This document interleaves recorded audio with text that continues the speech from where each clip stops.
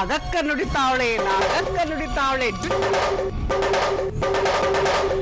ಮದುಮಗಳ ಕೂದಲು ಕೆದರಿಲ್ಲ, ಸೀರೆ ಸುಕ್ಕಾಗಿಲ್ಲ, ಕಣ್ಣಂಚಿನ ಕಾಡಿಗೆ ಮಾಸಿಲ್ಲ, ಹಣೆಯಲ್ಲಿ ಕುಂಕುಮ ಕಾಣ್ತಾ ಇಲ್ಲ, ಮುಡಿದ ಮಲ್ಲಿಗೆ ಉದುರಿಲ್ಲ,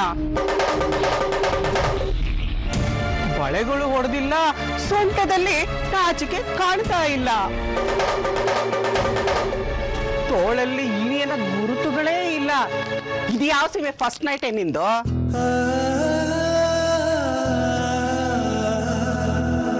ಏನೇ ಭರ್ಜರಿಯಾಗಿ ನಡೀತಾ ನಿನ್ನ ಮೊದಲ ರಾತ್ರಿ ಸಂಭ್ರಮ? ಹೇಳೆ, ನನಗ್ ಗೊತ್ತು ಏನು ನಡೆದಿರಲ್ಲ ಅಂತ. ಯಾವಾಗ ನಿನ್ ಗಂಡ ಅನ್ನಿಸ್ಕೊಂಡಿರೋನು ರಾತ್ರಿನೇ ಹಾರ್ ಹೋದ್ನೋ ಆವಾಗ್ಲೇ ಅನ್ಕೊಂಡೆ ಇದ್ರ ಕತೆ ಅಷ್ಟೇ ಅಂತ.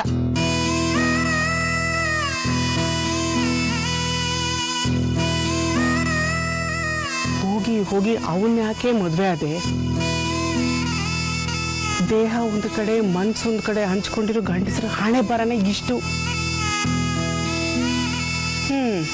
ಅಲ್ಲೂ ಸುಖವಿಲ್ಲ, ಇಲ್ಲೂ ಸುಖವಿಲ್ಲ.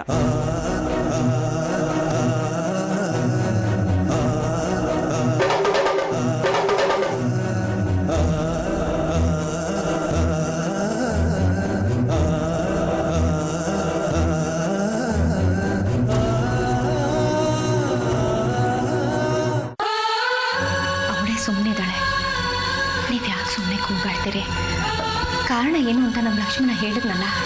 ಏನ್ ಹೇಳೋದು ಏನ್ ಕೇಳೋದು? ಸ್ವಲ್ಪನೂ ಜವಾಬ್ದಾರಿ ಬೇಡ ಇವನ್ಗೆ. ಅವಳು ಯಾವಳ ಫೋನ್ ಮಾಡಿದ್ಲು ಅಂತ ಮದುವೆ ಆದ ಮೊದಲೇ ರಾತ್ರಿ ಎದ್ದು ಹೊಟ್ಟೋಗಿದ್ದಾನೆ. ಏನ್ ಅನ್ಕೊಂಡಿದ್ದಾನೆ ಇವನು? ಅಲ್ಲ, ಅವಳು ಯಾವಳು ನನ್ನ ಮಗನನ್ನ ರಾತ್ರಿ ಫೋನ್ ಮಾಡಿ ಕರ್ಸ್ಕೊಳ್ಳೋದಕ್ಕೆ? ಹೌದು ರೀ, ಅವಳು ಯಾರು ಅಲ್ಲ, ನಮ್ಮ ಲಕ್ಷ್ಮಣ ತಪ್ಪು ಮಾಡಿದ್ದಾನೆ.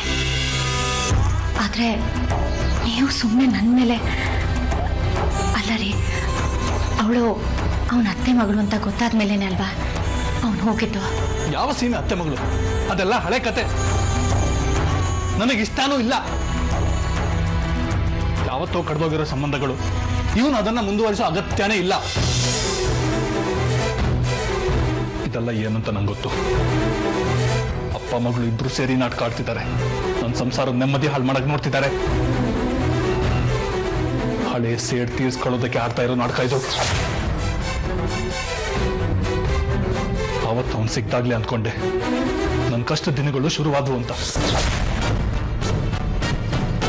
ಹಾಗೆ ಆಯ್ತು. ಯಾರು ಸಿಕ್ಕಿದ್ರು ರೀ? ಅವತ್ತೊಂದಿನ ಮದುವೆಗೆ 1 ತಿಂಗಳ ಹಿಂದೆ ಯಾರ್ದೋ ಮನೇಲಿ ಸಿಕ್ಕಿದ್ದ ಈ ಅನ್ನೋ ಅಪ್ಪ. ಅವನು ನೋಡ್ತಿದ್ದಾಗೆ ಅನ್ನಿಸ್ತು ಈ ಪ್ರಾಣಿ ಏನೋ ಮಾಡ್ತಾನೆ ಅಂತ. ಅದೇ ನಿಜ ಆಯ್ತು. ಸರಿ ಬಿಡಿ, ನೋಡೋಣ ಏನಾಗುತ್ತೆ ಅಂತ ಕಾದು ನೋಡೋಣ. ಕಾಯೋ ಅಗತ್ಯ ನಂಗಿಲ್ಲ. ಅವರಿಬ್ರಿಗೂ ಏನ್ ಮಾಡ್ಬೇಕು ಅದ್ ಮಾಡ್ತೀನಿ. ಲಕ್ಷ್ಮಣನಿಗೂ ಅಷ್ಟೇ ಜವಾಬ್ದಾರಿ ಪಾಠ ಕಲಿಸ್ತೀನಿ. ಇವತ್ತು ಯಾರನ್ನೂ ಸುಮ್ಮನೆ ಬಿಡಲ್ಲ.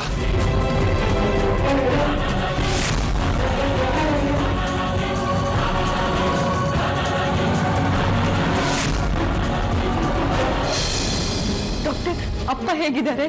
ಇಂಪ್ರೂವ್ ಆಗ್ತಾ ಇದ್ದಾರೆ, ಆದರೆ ಸಂತೋಷ ಪಡುವಂಥದ್ದೇನು ಅಷ್ಟಾಗಿ ಕಾಣ್ತಾ ಇಲ್ಲ. ಅಂದ್ರೆ ನಿಮ್ಮ ತಂದೆ ಹಾರ್ಟ್ ತುಂಬ ವೀಕ್ ಆಗಿದೆ. ಬ್ಲಡ್ ಫ್ಲೋ ಸರಿಯಾಗಿ ಆಗ್ತಿಲ್ಲ ಅನ್ನೋದಾದ್ರೆ ಬೇರೇನೂ ಮಾಡ್ಬೋದು.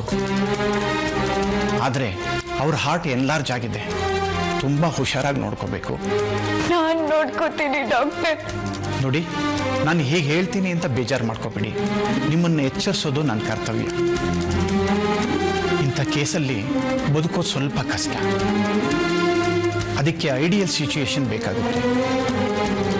ಯಾವತ್ತೂ ಅವ್ರು ಬೇಜಾರು ಮಾಡ್ಕೋಬಾರ್ದು, ಗಾಬರಿ ಆಗಬಾರ್ದು, ಸ್ಟ್ರೆಸ್ ಮಾಡ್ಕೋಬಾರ್ದು. ಸ್ಟ್ರೆಸ್ ಆಗ್ತಿದ್ದಾಗೆ ಹಾರ್ಟ್ ರೇಟ್ ಜಾಸ್ತಿ ಆಗುತ್ತೆ, ಬ್ಲಡ್ ಪ್ರೆಷರ್ ಜಾಸ್ತಿ ಆಗುತ್ತೆ, ತೊಂದರೆ ಆಗುತ್ತೆ. ಅವ್ರ ಮನಸ್ಸಿಗೆ ಯಾವುದೇ ಒತ್ತಡ ಆಗದೇ ಇರೋ ಥರ ನೋಡ್ಕೋಬೇಕು. ಅವ್ರ ಆಯಸ್ಸು ಅವ್ರನ್ನ ನೋಡ್ಕೊಳ್ಳೋರ್ ಕೈಯಲ್ಲಿರುತ್ತೆ. ಇಲ್ಲ ಡಾಕ್ಟರ್, ಅಪ್ಪಗೊಂಚೂರು ನೋವಾಗ್ದಿರೋ ಹಾಗೆ ನಾನು ನೋಡ್ಕೋತೀನಿ. ಗುಡ್ ಲಕ್ ಅಮ್ಮ, ಒಳ್ಳೇದಾಗ್ಲಿ.